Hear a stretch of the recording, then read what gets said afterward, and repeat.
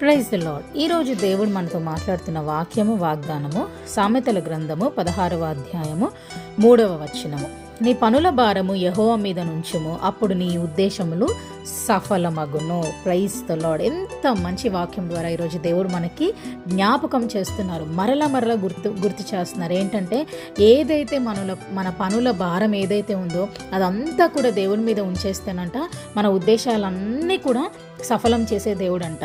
సింపుల్గా ఒక్క 2 మాటల్లో నేను మీకు ఈ వాక్యాన్ని వివరించి చెప్పాలనుకుంటున్నాను. ఏంటి అంటే నీ పనుల భారము అంటే నీ ప్లాన్, నువ్వేదైతే చేయాలనుకుంటున్నావో నీ ఆలోచనలు, నీ మ్యారేజ్ విషయంలోనే కానీ, నీ జాబ్ విషయంలోనే కానీ, నీ కెరియర్ విషయంలోనే కానీ, నీ ఇంకా ఈ గృహం విషయంలోనే కానీ, నీ ఫైనాన్స్ ఏ విషయంలో అయితే నీ ప్లాన్స్ ఏవైతే ఉన్నాయో వాటన్నిటిని కూడా నువ్వు తీసుకెళ్ళి ప్రార్థనలో పెట్టి దేవుని చేతిలో పెట్టావనుకో, ప్లాన్ ప్లస్ ప్రేయర్, నీ ప్లాన్స్ని నీ ప్రార్థనలో పెట్టామనుకో, plan plus prayer equal to ఫలితం, సక్సెస్. నువ్వు ఖచ్చితంగా 200% నువ్వు ఆ సక్సెస్ని నువ్వు చూస్తావు.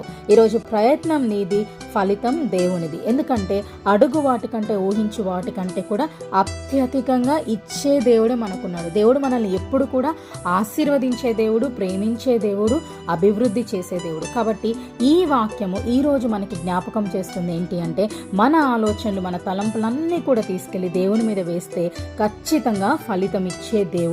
ఫలితాన్ని మనకిచ్చి ఇంకా మరి దేవుడి నామాన్ని మనం మహిమపరచాలని మన దేవుడు ఎప్పుడు కూడా ఎదురు చూస్తూ ఉంటాడు. ఈ వాక్యం మన జీవితాలలో నెరవేరాలని కోరుకుంటూ ఆమేన్ అండ్ గాడ్ బ్లెస్ యూ.